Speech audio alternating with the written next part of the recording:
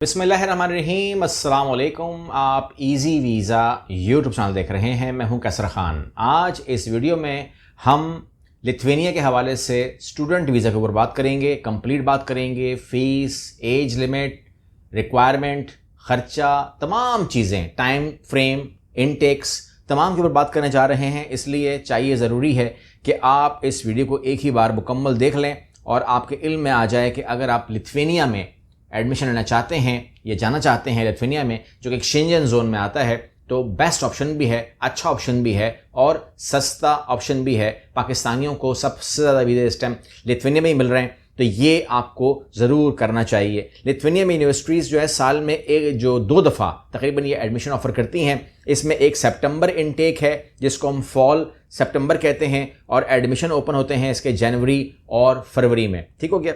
इसके अलावा इसकी जो डेडलाइन है, यूनिवर्सिटी डेडलाइन देती है 1 जून और कुछ यूनिवर्सिटीज़ कहती हैं कि 30 जून भी हो सकती है और डिपेंड करता है कि आपके जो यूनिवर्सिटी है वो कौन सी है।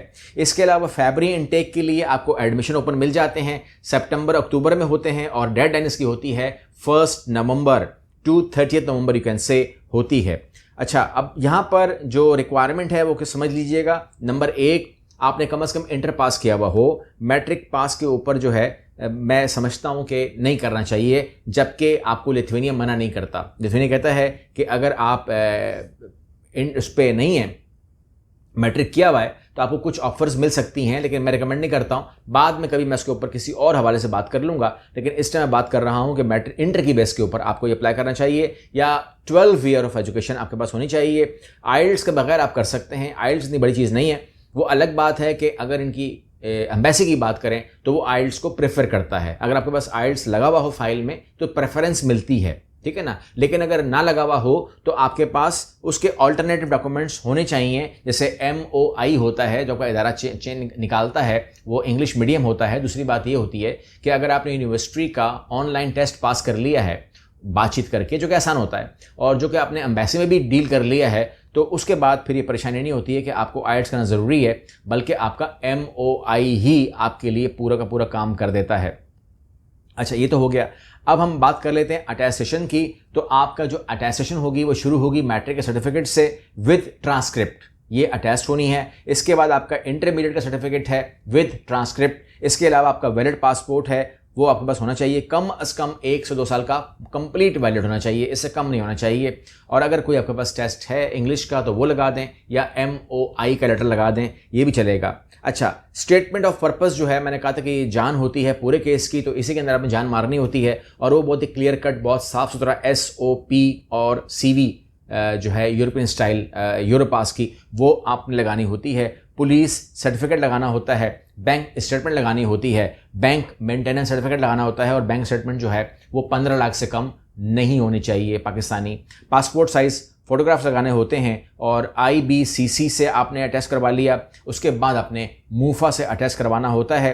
एप्लीकेशन जमा करवाएंगे तो एप्लीकेशन की फ़ीस होगी और वो उसके पोर्टल पे आप जमा करवाएंगे। 50 से लेकर 150 यूरो तक ये फ़ीस हो सकती है।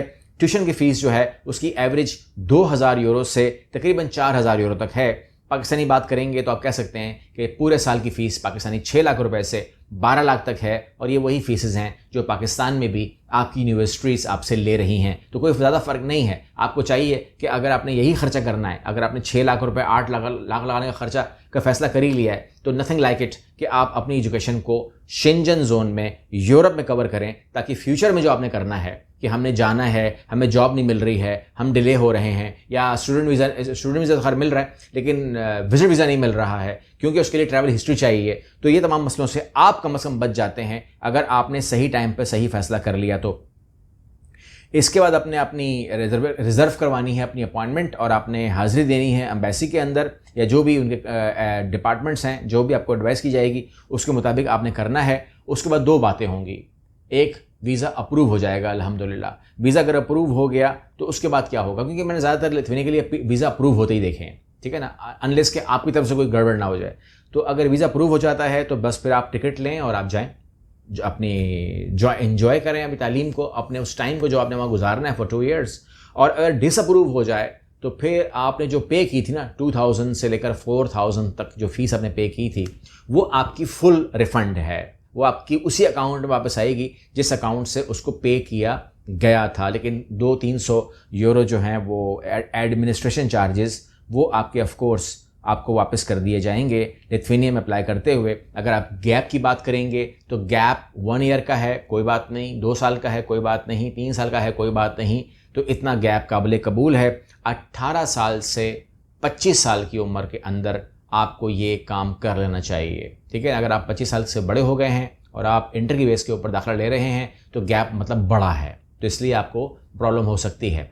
अनलेस कि आप कोई बहुत अच्छा सा कोई लॉजिक वाला कोई वो दे दें, लेटर दे दें जिसमें लिखा हुआ हो कि क्यों लेट हुआ है, क्या मसला हुआ था। अगर वो जस्टिफिकेशन है उसकी तो ठीक है, काबिल कबूल है। लेकिन मैं रिकमेंड नहीं करता, मैं कहता हूं कि अगर आप नॉर्मल बात करें मुझसे तो नॉर्मल हालात के अंदर 18 से 25 साल की एज ही रखी गई है।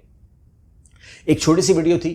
आपने अगर अप्लाई करना है लिथुआनिया के लिए तो ये एक अच्छा डेस्टिनेशन है, आपकी फ्यूचर के लिए अच्छा है, और फ्यूचर में आप अपने आप को लिथुआनिया में रख सकते हैं फॉर मास्टर डिग्री, या फिर आप वहाँ पर जॉब भी ज्वाइन कर सकते हैं अगर आप अप्लाई करते हैं तो। और अगर आपने मास्टर डिग्री कहीं और से करनी है, लाइक जर्मनी वगैरह से करनी है, तो अपनी एजुकेशन को ठीक करके, ज़बान ठीक करके, जर्मन लैंग्वेज करके आप वहाँ से फ्री ऑफ कॉस्ट भी पढ़ सकते हैं। क्योंकि आप शेंजन जोन में होते हैं तो आपके पास ये मौका होता है कि you can explore all around the Schengen area. तो एक अच्छी ऑप्शन होती है, बजाय कि आप बाद में कहें कि जी वीज़ा नहीं मिल रहा, या जॉब नहीं मिल रही पाकिस्तान से, या विजिट वीज़ा नहीं मिल रहा, या मुश्किल मशाइल हो गए, या हालात ख़राब हो गए। तो ये तमाम रोना जो है वो उन लोगों के लिए होना चाहिए जिन लोगों ने अपने मामलात को सही टाइम पर सही तरीके से एड्रेस नहीं किया। आपसे गुजारिश ये है कि अपने मामलात को सही मौके पर सही तरीके से एडवाइस करें। ज़रूरत ही नहीं है कि आप उस कैटेगरी में फॉल करें कि जो लोग कहते हैं कि जी हमसे गलती हो गई। आपसे गलती नहीं होनी चाहिए। अगली वीडियो मिलते हैं। अल्लाह हाफ़िज़।